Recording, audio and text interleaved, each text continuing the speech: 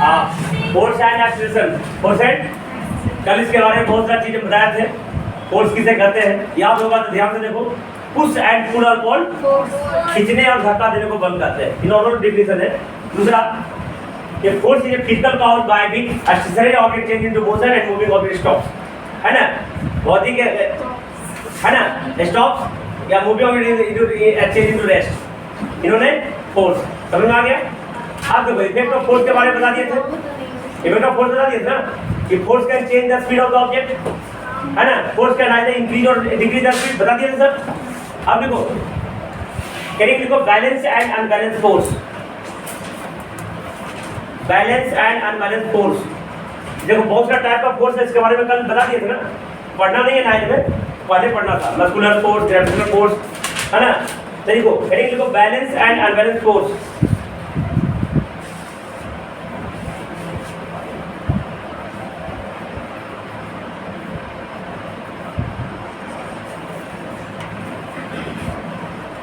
Heading लिख दिया। Balance का spelling BALANCE, BALANCE, balance force and unbalance force. Heading लिखिए, हेडिंग लिखिए। अब देखो इसमें पहला चीज सब रिजल्टेंट फोर्स।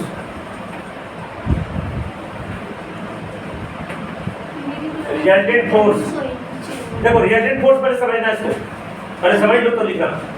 जैसे मान लीजिए एक ब्लॉक है, ठीक है। एक ब्लॉक है 5 kg का, मान लिया ब्लॉक है, ठीक है। तो अभी FBD ड्रॉ करेंगे हम। FBD के full form free body diagram, free body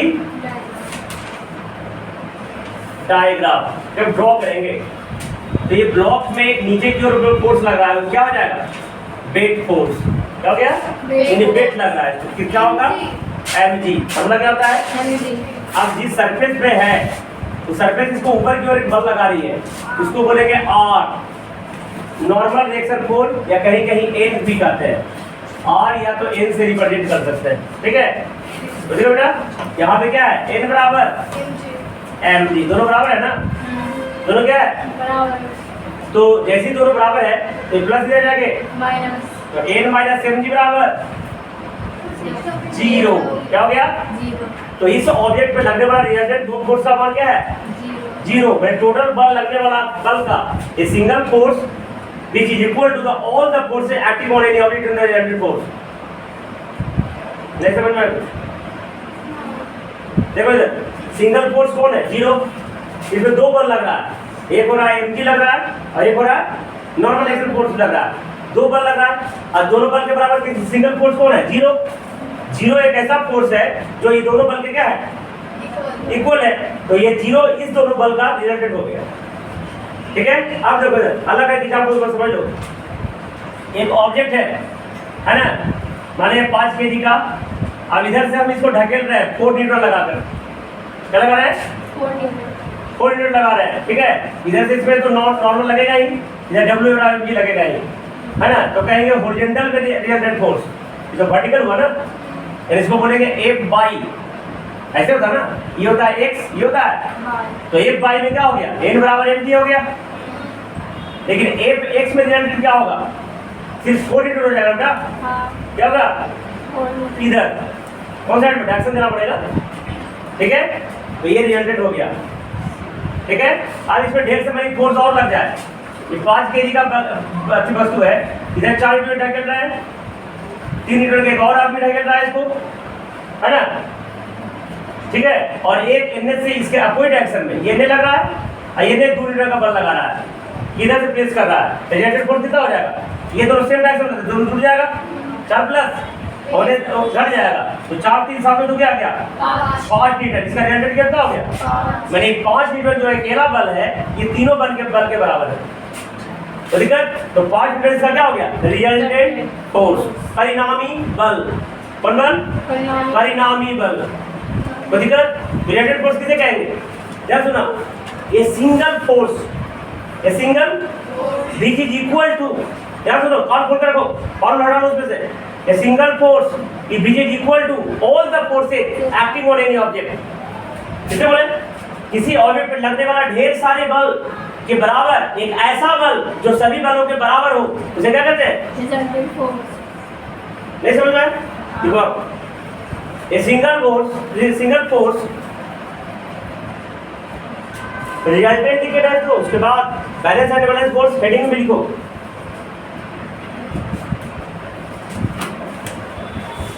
अरे फिगर से ड्रा कर लोगे।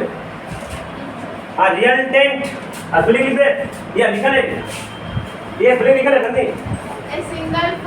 A single force which is equal to a single force which is equal to a single force which is equal to all the forces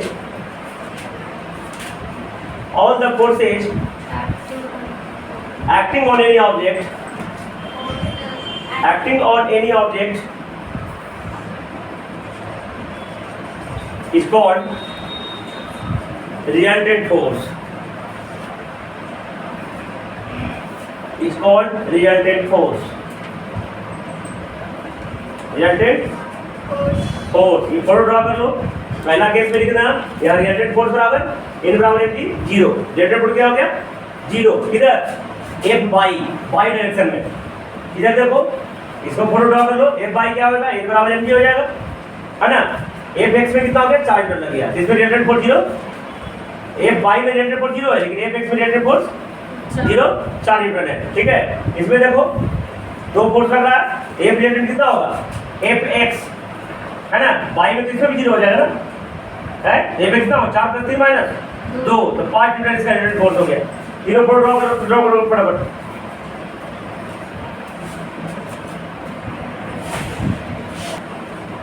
Ali को balance force लिख रहे हो,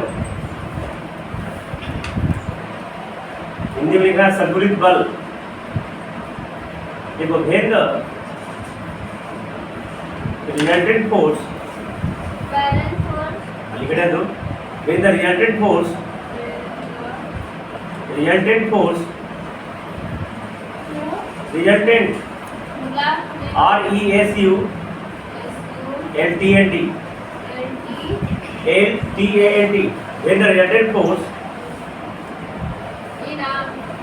when the resultant force when the resultant force acting on any object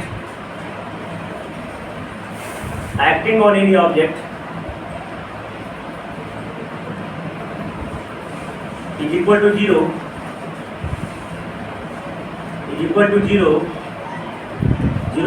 ये degree और लिखना है ना, bracket में देखिए 0 चिन्ह देना 0, then that force are called balance force. That force are called balance force.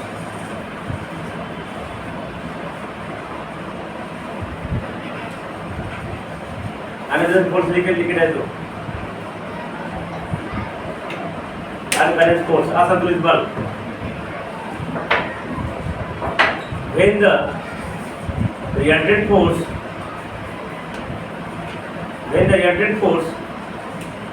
acting on any object is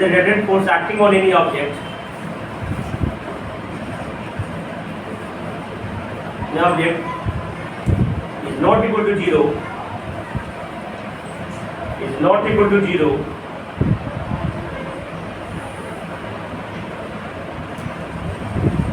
then that force are called unbalanced force.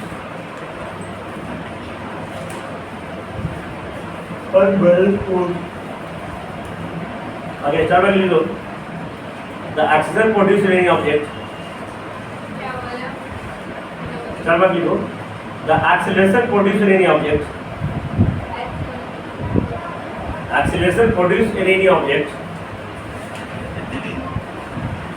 Acceleration produced in any object due to unbalanced force.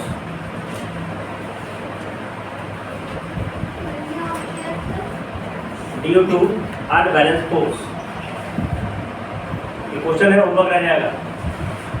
Question बहुत सारा question है, बन जाएगा तो theory लिखा है उसमें बन जाएगा सब। Name the physical quantity which changes the shape of all force, है ना। क्वेश्चन पढ़ा पूरा, आंसर भी लिखा हुआ है इसमें, तो दिक्कत तो है नहीं, इतना पढ़ाया उतने सेकंड तक में है सब, ठीक है। अब लिखो Newton's law of motion, Newton's law of motion, तो अपने समझा देते हैं बेटा, समझा देते हैं, अगले क्लास में डिटेल में लिखाएंगे इसको हम। न्यूटन एक आदमी का नाम था, क्या का नाम था? जो वैज्ञानिक हो गया था, साइंटिस्ट हो गया था, क्या हो गया था? साइंटिस्ट, है ना। मैंने हो गया तो नहीं था, हो गए थे, है ना, साइंटिस्ट हो गए थे। कहाँ गए थे? इंग्लैंड के थे, है ना। कहाँ के थे? इंग्लैंड के थे। इसने बहुत सारा नियम कानून दिया, ठीक है। तो 3 नियम, मोशन में 3 नियम दिया। कितना नियम? 3 नियम, है ना। तो देखो करीना भी बहुत सूट करेगी। देखो न्यूटन पहला नियम करीना में सूट करेगी। न्यूटन ने पहला क्या नियम दिया तुम्हारे लिए? वो याद हो जाएगा, है ना। न्यूटन ने पहला का नियम दिया, Newton first law of motion, कि जो वस्तु, याद सुना, जो वस्तु या जो ऑब्जेक्ट जिस अवस्था में है, जिस अवस्था में, उसी अवस्था में रहना चाहता है जब तक कोई बाहरी बल न लगे। जैसे मान लीजिए वो सोई हुई है, ठीक है, तो लगेगा तो सुतले रहे जब तक कि मम्मी का डांट नहीं आएगा। बस ना, घर में तो मम्मी का आएगा, डांट आएगा, है ना, तो चार को जो है बढ़िया बढ़िया बात बोला जाएगा। उसके बाद जो है तब लगेगा कि नहीं उठ जाना चाहिए, तो एक्सटर्नल फोर्स लगा ना। देखो मम्मी का डांट एक्सटर्नल फोर्स लगा ना, है, ठीक है, तो जाके स्टेट चेंज हो जाता है। तो क्या मैं बोला, जो वस्तु जिस, क्या सुना, जो वस्तु जिस अवस्था में है उसी अवस्था में रहना चाहता है जब तक कोई बाहरी बल ना लगे, ठीक है। तो अकॉर्डिंग टू दिस चैप्टर, अगर कोई, इसमें 2 अवस्था हो सकता है ना। पहला जो अवस्था होगा रेस्ट का, दूसरा क्या होगा? याद तो समझना, बहुत इंपॉर्टेंट है, और ये नहीं पढ़ोगे तो आगे का सपना खत्म हो जाएगा। 9 में ही पढ़ लो, 11th वाला पढ़ा देता हूँ, बहुत आसान हो जाएगा समझना 11th में, ठीक है। तो जो यहाँ पे कितने स्टेट होंगे? 2। अगर फिजिक्स पढ़ रहे हैं, जिंदगी तो पढ़ नहीं रहे हैं, तो फिजिक्स में 2 ही चीजें हैं, तो रेस्ट में ऑर्बिट रहेगा, तो इसका मतलब जो वस्तु रेस्ट में है वो रेस्ट में ही रहना चाहता है जब तक कोई एक्सटर्नल फोर्स उसमें ना लगे। और अगर कोई वस्तु मोशन में है तो मोशन में ही रहना चाहता है जब तक कोई एक्सटर्नल फोर्स, अभी भी समझ में नहीं आया हो। देखो इधर नहीं समझ में आएगा, हमको पता है, चेहरा का हवा समझ आता है क्या है। ये देखो इधर, ये डस्टर है ना, अभी क्या चीज है? रेस्ट। तो ये रेस्ट में रहेगा जब तक इसमें ताकत न लगा के इसको मोशन में न करे, है सिंपल, अब समझ में आ गया होगा, ठीक है। अब एक पंखा देखो चल रहा है ना, है, इसको मैं डंडा लगा दूंगा शायद रुक जाएगा, लेकिन जब तक डंडा लगे जब तक नहीं रुकेगा। हाँ, ये भले का स्विच बंद कर देंगे रुक जाएगा, बाकी बात, है ना। तो कोई वस्तु मोशन में है तो मोशन में ही रहेगा, ठीक है। अब इससे भी तुमको क्लियर नहीं हुआ होगा, देखो क्लियर होगा। जब तुम बस में बैठते हो, जब तुम बस पे बैठते हो ना, तो बस में जाकर सीट में बैठ गए, ठीक है, बैठ गए ना जी, तो चीज लगता है कि हाँ। तो नहीं, बस पे जब ड्राइवर अचानक गाड़ी चलाए तो क्या होगा? तुम, मैंने अचानक गाड़ी चला के तुमको ना पता है तो तुम पीछे की ओर झुक जाओगे अचानक, एसी के कारण होता है ना। दूसरा, अगर चलती गाड़ी में तो चल रही है, मैंने गाड़ी में बैठी हुई, चलती गाड़ी में कूद जाओ, तुम भी फेंका जाओ आगे की ओर, जी डायरेक्शन में बस चल रहा है ना, उधर फेंका जाओगे, नहीं विश्वास है? तो चलती गाड़ी से उतर के देखो, जब तक गाड़ी नहीं रुकती जब तक नहीं उतरना है। ये किसके कारण होता है? इसी गुण के कारण होता है कि अगर तुम बस में बैठे हो तो बस चल रही है, अब तुमको लगेगा कि बस में तो बैठे ना, तुम तो रेस्ट में है, तुम कभी उतर सकते, ऐसा नहीं है। बस चल रही है, तुम बैठे हुए हो, बस के अंदर हो, तुम भी मोशन में हो, तुम भी, ठीक है। तो समझ में आया? तभी तक तो हिंदी बता, अभी इंग्लिश बोलता हूँ कि, है ना, एनी ऑब्जेक्ट, ध्यान सुनो, हिंदी में समझा तो इंग्लिश समझ में आ जाएगा। Any object wants to live in ordinal condition, ordinal state, है ना, unless the external force is not applied on it. क्या हुआ? इट मींस दैट कि if any object is in rest, it means that if any object is in rest, then that object also wants to live in rest, है ना, unless the external force is not applied on it. Similarly, if any object is in motion, then also bonds will live in motion. The unless में जब तक होता है, चलो में क्या होता है? Unless जब तक the external force is not applied on, this is known as in the Newton's first law. उम्मीद है समझ में आ गया हो।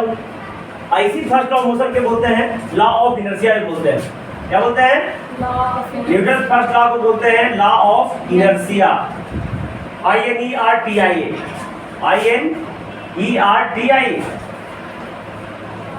इनर्शिया, है ना। तुम्हें इसको इनर्टिया पढ़ोगे इनर्टिया, लेकिन इनर्शिया पढ़ना है। क्या बोलते हैं? हिंदी में इसका और अटपटांग नाम है, हिंदी में इसे जड़त्व कहते हैं। जड़त्व, है ना।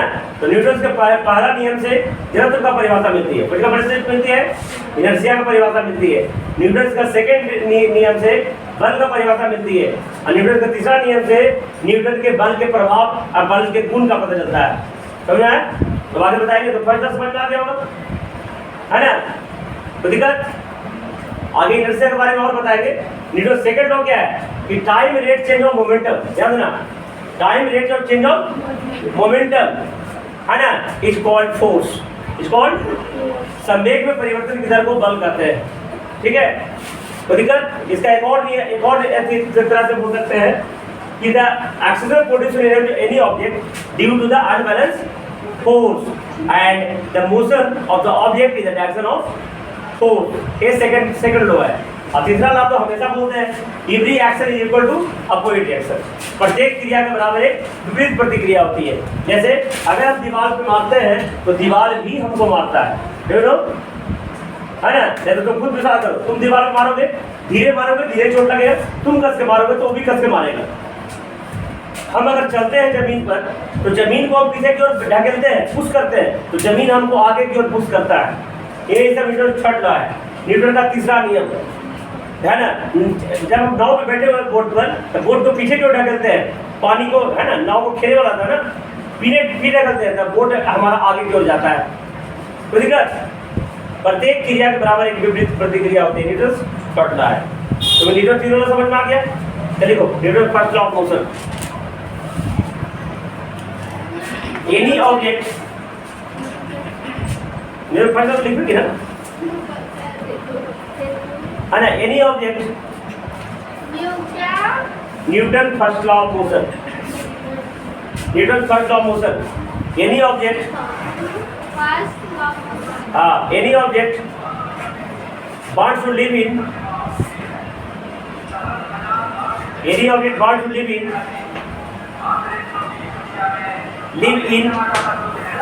its original state,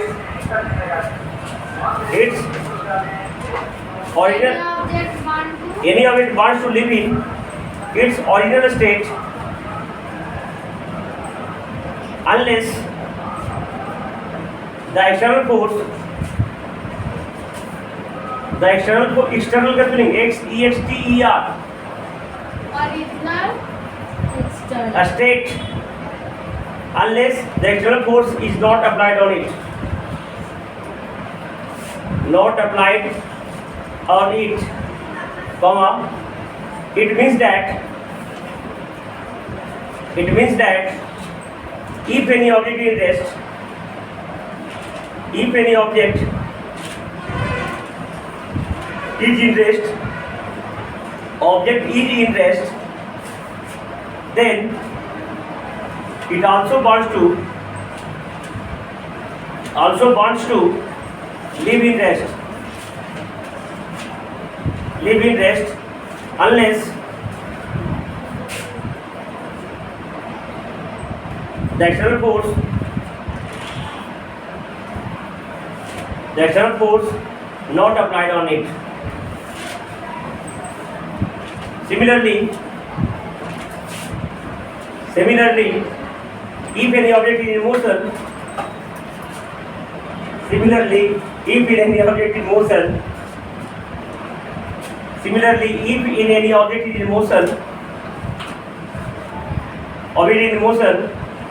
object is in motion, ये दोबारा छोड़ रहे हो, in motion, then also live in motion,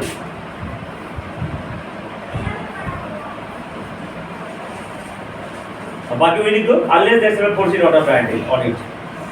Also leave in motion unless the external force is not applied on it. चलो एक बार स्टार मार के लिखो, Newton's first law of motion is also called law of inertia. Newton's first law of motion is also called law of inertia. Newton's first law of motion is also called law of inertia. Right दृष्टिकोण से बहुत लिजोट chapter है, अच्छा chapter है, उसको ध्यान दोगे, किताब वाला बात ही पढ़ लोगे, जो समझ में नहीं आएगा उससे सवाल करोगे. Newton's first law of motion is also called law of inertia. Inertia का स्पेलिंग देखो, ठीक है.